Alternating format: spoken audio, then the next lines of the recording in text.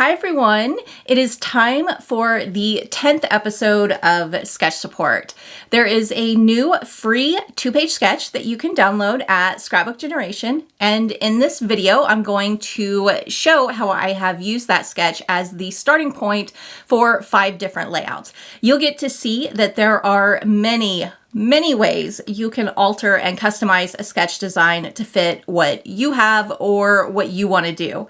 I'll have a link to the new sketch down below, and I also wanted to mention there are also a few new sketch bundles that we just added to the store on Friday. If you go to SG today, November 30th, 2020, you can grab any of the sketches, classes, or ebooks at 20% off. It's a really good time to stock up, and I'll link to all of that down below. There's also another 3-page PDF with 22 more sketch examples, all based on this one sketch. It gives you a visual of different variations you can make to the sketch, and really there's so much more than just the 22 examples because you can mix and match the different variations for endless possibilities. Another fun thing about Sketch Support is the Sketch Support Challenge and giveaway that I host on my Facebook page. I'll have all the details and links down below so you can enter that if you want to. It's a lot of fun to see what everyone creates with the sketches, and this challenge has quickly become one of my favorite parts of Sketch Support. And because we are in the season of gratitude, I wanted to say thank you to all of you for your continued support for this channel and Scrapbook Generation. As a small family business, we are so very thankful when you choose to shop with us or show your support with likes and subscriptions and comments and shares. It really means the world to us. So thank you from all of us at SG. So let's jump into this episode of Sketch Support with a quick look at the sketch that I have used as the starting point for each layout in this video. This sketch has 7 photos arranged in 3 different groupings. On the right, there is a 4x6-inch photo that is the largest on the sketch, so it's a great place for highlighting a favorite photo. It's on this large background piece, and then there is the title and journaling and a few embellishments framing the bottom and right edge of that photo, helping bring attention to it. Here in the middle is the second section of photos that includes 3 3x4-inch photos with a 3x4-inch card. Then the third grouping of photos are these 2x2-inch photos that are kind of peeking out from behind the 3x4-inch photos and card. Behind those 2 groups of photos, there is a large background area made up of vertical strips. To me, this area of the sketch is where you can really have a lot of fun and mix up the design. You can use larger strips, smaller strips, a variety of different sizes of strips all together. You could simplify it and use one large piece. You could switch to horizontal strips. You can stretch them to the top or bottom of the layout, or even the left or right edge of the layout. You could use shapes instead of strips. You could turn those strips into themed elements. Really, there is a lot you can do to play around with this area to customize it to fit your ideas. With this layout, I stayed closely to the sketch while also simplifying it. The biggest change I made was flipping the sketch by taking the elements from the left side of the sketch to create the right page of the layout, and then the right side of the sketch to create the left page of the layout. It's taking the contents and flipping them.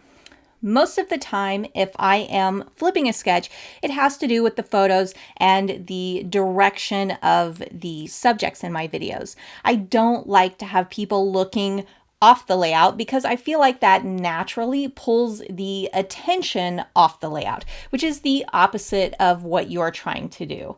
My 4x6 photo has Jackson facing to the right, so having this photo on the right page didn't feel like a good fit to me. I personally thought it looked better to flip the contents and have him facing towards the center of the layout. The only thing I didn't flip is the arrangement of the photo, title, and journaling. By flipping, the photo would have been more towards the right edge of the background piece, with the title and journaling more on the left edge of the photo. However, because there is more empty space on the right edge of the photo, I thought the journaling would be better placed here.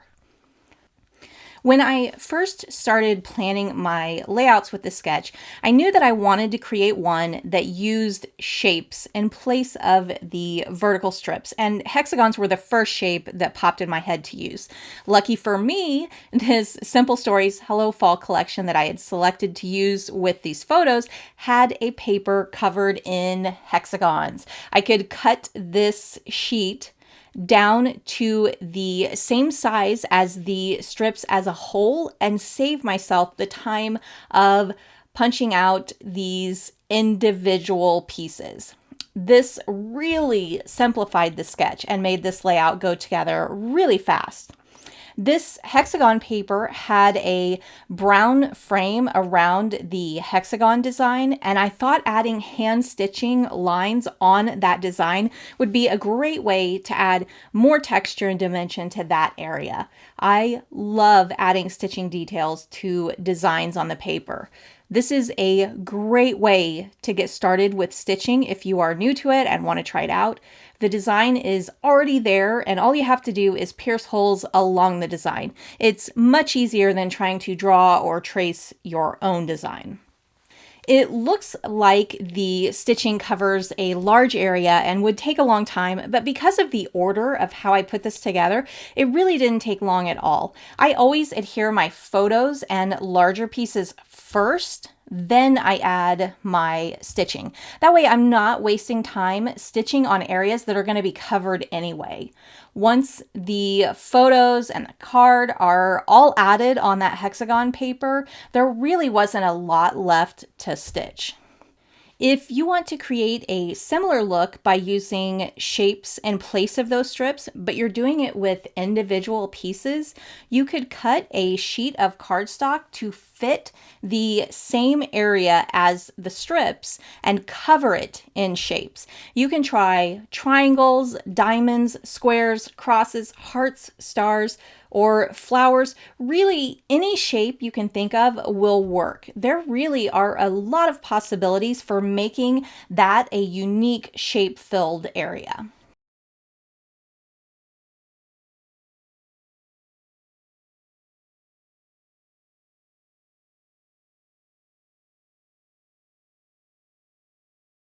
For my second layout, I had this set of photos that were all printed in 4x6 or 6x4 inch, and I could see that it wouldn't really take a lot of adjustments to the sketch to make it work with those photo sizes.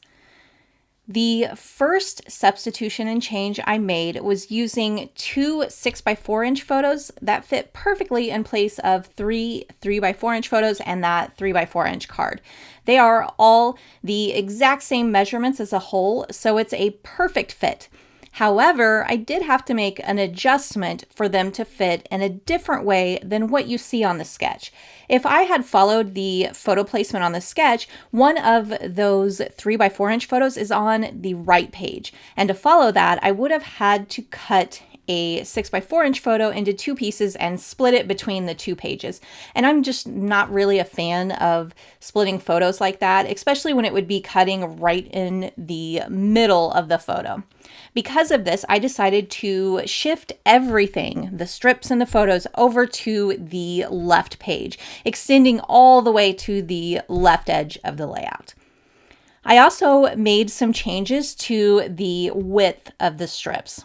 I love this paper collection from Echo Park, but there really weren't a lot of patterns that I wanted to use with this layout. Some of them had themes that didn't quite go with my theme, and there are a lot of busier patterns, and I didn't want to overwhelm this background.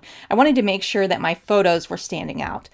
Plus, I really wanted to highlight the color combo in my photos by using more of the red and the orange. My solution was to use 3-inch strips with the exception of the arrow strips, and then I added a small 1/2-inch strip on top of each one.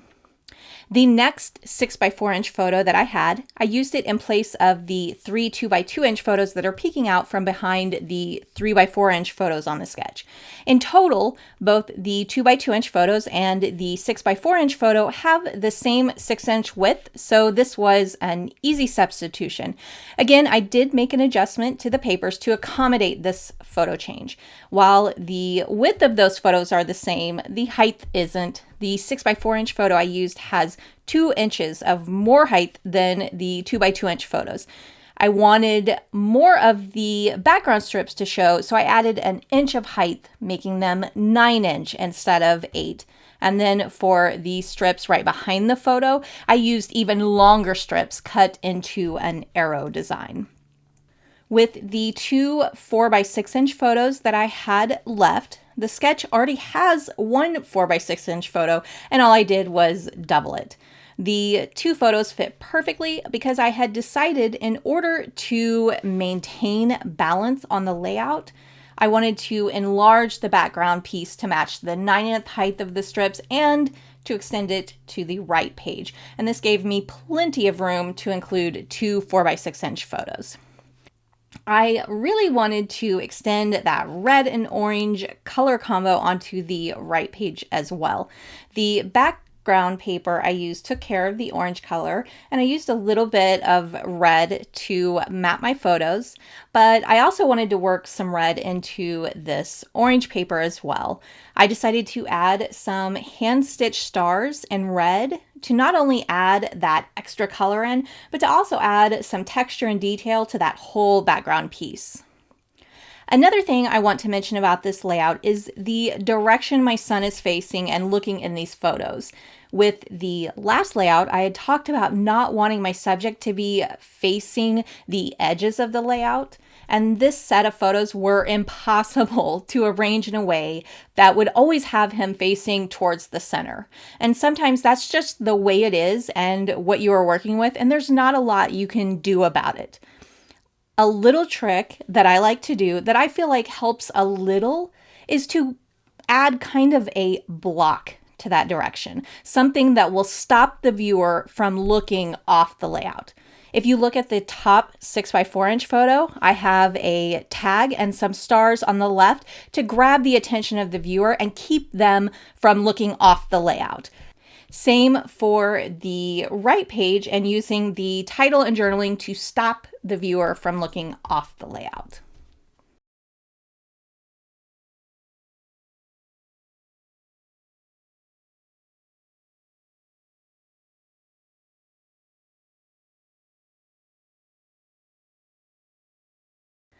This layout ended up being the one that I had the most fun creating, and kind of a funny story is the idea for this actually came to me in the middle of the night while I was sleeping.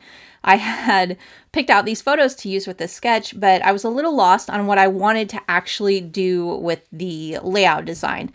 I was asleep and suddenly woke up and thought I should create test tubes to use for these strips. And it was so weird. I've never had that happen before. I know that I think about scrapbooking and creating a lot, but I really had no idea that I was actually thinking about it while I was sleeping. The biggest worry I had was how in the world was I going to create test tubes, and luckily I found a test tube cut file from Bella Boulevard, and I happened to have the paper collection that matched the cut file. You can see that they match the test tubes on the card that I used, and I love it when a plan all comes together like that. To create the test tubes, I used all cardstock. There is very little pattern paper on this layout. I really liked the bright colors of this collection, so I used it to help me pick out and match my cardstock colors. For the test tube, I used gray cardstock, and then for the contents in each test tube, I used the bright colors. Then to add some texture and detail, I added a hand-stitched border on each one. And then for a finishing touch, I added some small bubbles on a few of them. There are a lot of themes that you could play around with to customize those strips on the sketch. You could have trees, tall flowers with stems, falling leaves or snowflakes or confetti, hanging ornaments, tall birthday candles, arrows, or maybe some vines with leaves and flowers all over them. If you flipped the strips to be horizontal and going across, you could create waves or the sky with some clouds, tree branches going across, or rows of grass or banners. There's really a lot you can do to customize this to fit your theme. With this set of photos, I had an 8 by 10 inch photo of my son Drew, along with 6 3 by 4 inch photos. I don't usually print 8 by 10 inch photos often when I do my bulk printing, but every once in a while I will. I loved this picture of Drew with the safety goggles on, and I thought it would be cute as an enlargement, and then I didn't have a lot of photos to go with this event, so I knew I would have room for an enlargement on a layout. I cropped the 8 by 10 inch photo to a 6 by 8 inch photo and used it in place of the background pieces on the right page. The biggest adjustment I had to make to accommodate the larger photo was figuring out where to put my title and my journaling. I ended up placing them almost exactly as they are on the bottom and right edge of the 4 by 6 inch photo on the sketch. It's like I removed that background piece and then enlarged the 4 by 6 inch photo and those elements around it. With the 6 3 by 4 inch photos that I had, 3 of them showed Drew participating in different experiments, so I used all of those for the 3 by 4 inch photos on the sketch. The 3 remaining photos were of him sitting there waiting on its experiments, so I cropped those down to just his face, which worked out perfectly for the 2 by 2 inch photos. To embellish those photos, I used a die-cut lined piece of notebook paper and then some cute little science-y pieces here and there. The test tubes are slightly larger than the strips on the sketch, and they ended up extending a little further to the left than you see on the sketch. Matched with my 3 by 4 inch photos, this made things look a little off balanced. I wanted the photos to be as close to centered on the test tubes as possible. This is the challenge sometimes when creating 2-page layouts and having to factor in a split in the middle of the layout and not being able to just move anything anywhere you want. You've got to work around this seam between the pages. While I couldn't change the size of my photos since they were already printed as 3 by 4, and I didn't want to shift them over and have one partially split between the 2 pages. The one thing I could change is the width of the card on the sketch. Thankfully, the collection I used had 4 by 4 inch cards, and that extra inch was just what I needed to get the balance in that area that I was looking for.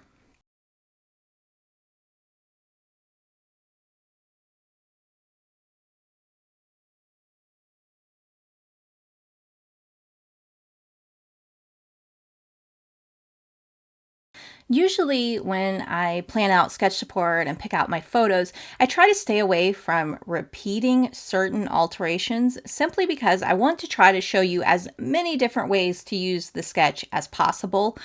But with this one, I'm flipping the sketch again and using an enlarged photo again, and it's just where the cards fell with this month. And I feel like each variation of layout is still completely different, even though they are following some of the same concepts. The reason I flipped the sketch for this layout is the exact same reason as my first layout. I didn't want my son Drew facing off the layout. Plus, I knew that I was going to have photos overlapping onto the larger photo. So I needed that empty space in the large photo to be in the correct position on the layout. If this large photo was over here on the right, my photos that overlap would have been covering Drew. It's very rare that I would use an enlarged photo twice in one sketch support, especially since I don't have them printed often unless it's for something specific. But I really liked this set of photos and I had a vision for this layout and I really wanted to put it together. The photos on this layout weren't printed at the same time. I had actually printed the large photo as an 8x8 inch photo when I first noticed that that size was an option for printing at Walmart where I get my photos printed. I thought it would be a fun size to experiment with. The photos of Drew throwing the snow were all printed as wallet size a long time ago. I was actually thinking about using them for a one-page layout that I was going to create with this sketch, but then I came across the 8x8 inch photo while I was digging out the large photo for the science layout, and I decided to put both sets of snow pictures together for a 2-page layout. I decided to keep the full 8x8 inch size of the photo and use it in place of the background piece and then adjust everything else to fit. I used one less strip on the left page to accommodate the larger photo and maintain balance across both pages. I had 5 wallet size photos to use in place of the 3x4 inch photos and the 3x4 inch card. I removed the card, so that gave me space for an extra photo, but I still needed room for one more. Like I mentioned earlier, the large photo has a lot of empty space, so I overlapped my photos onto that large photo. This gave me the room for 5 photos instead of the 3 that you see on the sketch. Because I have a photo overlapped onto that large photo, I left myself with limited space for my title and journaling. I placed my title somewhat closely to where it is on the sketch, but I had no room left for journaling. Since I didn't have photos to use in place of the 2x2 inch photos on the sketch, I used that space for a journaling block instead. While this large photo takes the place of the background piece on the sketch, I wanted to add some extra detail to create a frame around the whole design. The first thing I did was use a stiff paintbrush with white paint and used it to create a spray of white all over that black base paper. I thought it would be a fun detail to match the snow being thrown in the photos. A stiff brush is important if you want to get a really good spray of paint. If you use a soft brush, it doesn't really give you that good spray and splatter of the paint. The second detail I added was the stitched border. I liked having that straight edge border around the whole design. Plus, I'll pretty much find any excuse to add more stitching. For the strips, I used a combination of the same strips you see on the sketch with some strips made up of small snowflakes. This is one of my favorite things to do with sketches that have lots of strips. I like to remove a few strips and use small shapes in their place. I used the snowflakes to match my theme, but you can do this with practically any shape and any theme. It's an easy way to add interest, definition, different textures, and a fun extra special element to support your theme. Another thing I want to mention about this layout, this collection is not a snow or winter themed collection. This is a boy collection from Simple Stories. It's easy, especially when you are new to scrapbooking, to want to use themed papers because it matches the theme of your photos. And I'm not saying there is anything wrong with that at all. But then you run into situations where you bought your son an orange coat and you struggle to find winter themed papers that coordinate with that color. I am most often looking to match the colors in my photos first and theme second, because you can almost always make custom embellishments to fit your theme in the colors you need to match your photos.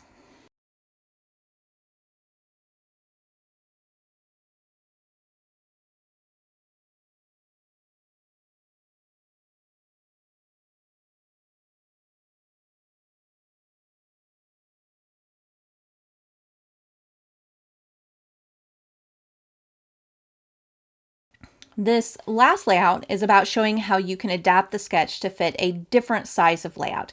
This month, it's about taking a 2-page sketch and creating a 1-page layout. And this month, the layout is one of those that at first glance, you think I am absolutely crazy for suggesting that this sketch inspired this layout. But that is the great thing about sketches. They are not a rule to follow. They are simply a suggestion for your own creative ideas to springboard off of. Sometimes you look at a sketch and find one detail you want to use, and sometimes you will follow the sketch to a teeny tiny detail. And both are 100% absolutely the correct way to use a sketch. To create my 1-page layout, I mainly focused on this middle section with the strips and the row of photos, and used that as my starting point. I have 3 wallet-sized photos that follow closely to the sketch. The strips are where things get a little different. One of the options that I had wanted to play around with when using this sketch was using horizontal strips in place of the vertical strips. And that was where the idea for this layout began. But then the idea of using words in place of horizontal strips quickly took over my design plans. This quote was so perfect for photos of Jackson because, like my journaling says, he's always so happy, and it just radiates out of him so much that you can't help but to be happy when you're around him. To create the quote, I used my silhouette to design and cut out the words. I first figured out the measurements of the photos as a whole. Since they are wallet-sized photos, as a whole, they are 3.5 inches tall and 7.5 inches wide. I adjusted my words to fit above and below where the photos would go and made each line of the words 7.5 inches wide as well. After the words were cut out of the white cardstock, I cut the cardstock down to 8 inches wide. Then I added a strip of pattern paper behind each word that had been cut out. And because I have to find ways to work in my favorite technique, I added a hand-stitched border around each and every letter in the quote. When selecting the colors, I tried to find embroidery floss that is a shade or two darker than the color of the pattern paper. This way that stitch detail really stands out while also coordinating with the pattern paper. I added a black and white stripe strip on each side of the quote, and then added some word and phrase stickers along with some star details. I didn't really add a whole lot simply because the quote design is so big and bright, and I just really didn't want to clutter it up too much. One of the more challenging things about creating a 1-page layout from a 2-page sketch is that you might find that the part of the sketch you chose to use doesn't have the title or journaling on it, so you have to find a way to work those in. Luckily for me, the large quote is playing the role of my title. And then I added a few journaling strips in this little pocket of empty space on the photo on the right.